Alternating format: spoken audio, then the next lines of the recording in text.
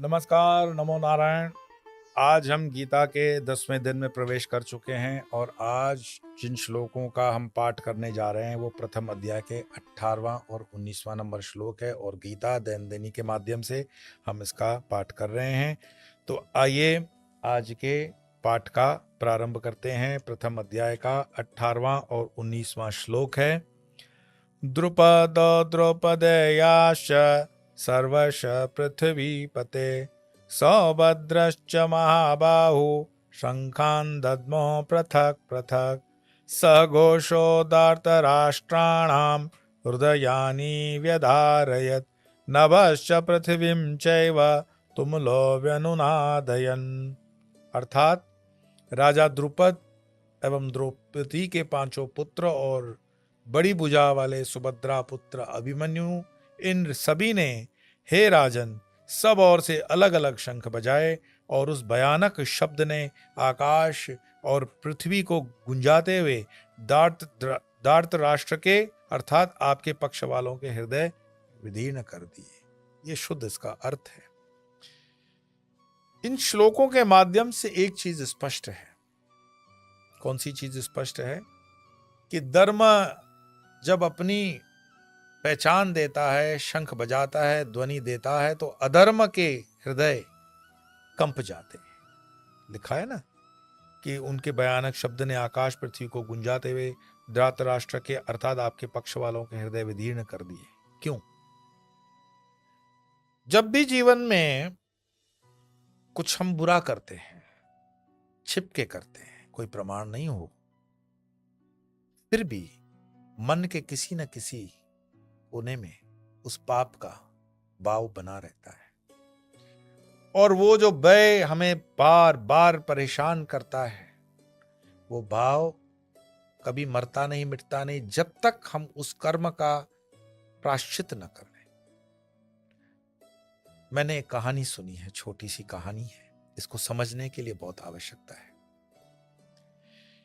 एक पति ने किसी कारण से झगड़ा करके पत्नी की हत्या कर दी और पत्नी की हत्या करके उसने उसकी लाश को ठिकाने लगा दिया, जमीन में खड्डा खोदकर। यह सत्य घटना है। पत्नी अपने आखिरी श्वासों में अपने पति को कह रही थी कि मुझे मत मारना, और पति अहंकारवश कहो, मूर्तावश कहो, क्रोधवश कहो, वो कह रहा था कि मैं तुम्हें मार भी रहा हूं तो देख कौन रहा है। तेज की बारिश हो रही थी, आसपास कोई दूसरा व्यक्ति भी नहीं था। तब पत्नी मरते मरते कहती है कि ये पानी के जो बुदबुदे हैं ना, जब बारिश गिरती है तो बुदबुदा पैदा होता है, बैलून के जैसा छोटा छोटे बुदबुदे। बोले ये बुदबुदे तुम्हारी कहानी बताएंगे और एक न एक दिन ये बुदबुदा किसी न किसी को ये कहानी बता देगा कि तुमने मुझे मारा है। और उस पति ने अपनी पत्नी की लाश को अपने घर के आंगन में दफना दिया और उसके ऊपर फर्श बांध लिया। बारिश होती रही और बारिश के बुदबुदे कहानी अपने आप में संग्रहित करते रहे। समय के कई साल गुजर गए। उस पति की दूसरी शादी भी हो गई, दूसरी पत्नी आ गई, दूसरी पत्नी के बच्चे भी आ गए, बच्चे बड़े हो गए। लेकिन काल के अंदर, जैसे मैंने कहा कि धर्म और धर्म की जो बात होती है वो कभी धर्म की बात हो, अधर्म की बात अपने कर्म को सेट किए बिना, कॉम्पेंसेट किए बिना उसका खत्म नहीं होता है बात। तो इतने सालों के बाद फिर से वही सीन बनता है कि बारिश गिर रही है और बारिश के गिरने से बुदबुदे हो रहे हैं। पति अनायास सालों पीछे चला जाता है। पहली पत्नी की हत्या वाला सीन उसके मगज में याद आ जाता है, उसको मेमोरी के अंदर, और वो बुदबुदों को देख करके मंद मंद मुस्कुराता है। अभी जो उसकी ये दूसरी पत्नी है वो उसको पूछती है कि क्या बात है, आप हंस क्यों रहे हो? बोले बस हंसी इसलिए आ रही है कि किसी पागल इंसान ने कहा था कि बुदबुदे तुम्हारी कहानी बताएंगे, और इतने साल हो गए हैं किसी बुदबुदे ने मेरी कहानी किसी को बताई नहीं। अब दूसरी पत्नी उसको पूछती है कि कहानी क्या है? बोले कहानी ये है कि ये जो बुदबुदे देख रही हो ना तुम, बारिश के पानी से बन रहे हैं, और जिस फर्श पे बन रहे हैं उस फर्श के नीचे मेरी पहली पत्नी की लाश है। मैंने उसे इतने साल पहले मार दिया, आज तक कोई मुझे पकड़ नहीं पाया। बस विधि का विधान। दूसरी पत्नी पुलिस स्टेशन पहुंच गई कि मेरे पति ने हत्या की है और वो लाश इसके अंदर है। पुलिस आती है, लाश निकालती है और पति पकड़ा जाता है। यह कर्म का सिद्धांत है कितना भी छुप करके हम कर्म कर लें, हम कहते हैं कि कोई नहीं देख रहा, आपका विवेक और ये विधि का विधान ये देखता है। तो चाहे इस विधान के अंदर दुर्योधन ही क्यों ना हो, या इस तरफ मानो कि अर्जुन भी क्यों ना हो, विधि के विधान को कोई नहीं मिटा पाता है। और यहां पर जो मेन, मैं जिस चीज के कारण आपको ये श्लोक बता रहा हूं कि शंखों के बजने से उत्पन्न हुई अति तीव्र और ध्वनि ने आकाश और पृथ्वी को निनादित करते हुए धातराष्ट्र यानी धृतराष्ट्र के पुत्रों के हृदयों को विदीर्ण कर दिया। जो अधर्म होगा, जो गलत होगा, वो तो डरेगा ही। जो सत्य पे होगा उसको डर नहीं लगेगा।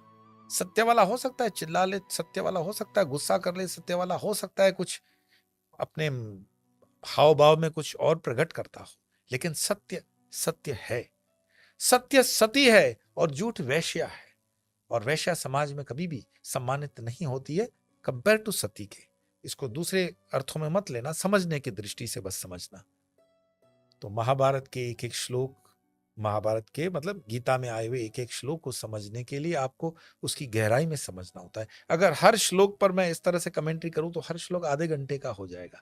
मैं तो मात्र ये चाहता हूं कि ये बस थोड़ा सा रोचक बना रहे, और आपकी ये प्रथम अध्याय की जो यात्रा है ये कहीं पे टूटनी नहीं चाहिए। इस यात्रा को बनाए रखना। दूसरे अध्याय से जैसे ही कृष्ण प्रवेश करेंगे तो ये यात्रा अपने आप में वैसे ही बहुत अद्भुत होने वाली है। 2-2 श्लोक की बात है, 10-10 मिनट 5-5 मिनट जो भी मेहनत करोगे, अपने बच्चों को करवाओगे, ये गीता का पाठ प्रारंभ होकर के एक दिन जब गीता पर पहुंच जाओगे तो आत्मसंतुष्टि अलग होगी। तो आप इस यात्रा में स्वयं भी जुड़ेंगे, औरों को जोड़ेंगे। इसी भावना के साथ, इसी प्रार्थना के साथ आज इतना ही, फिर कल मिलेंगे। तब तक के लिए नमो नारायण।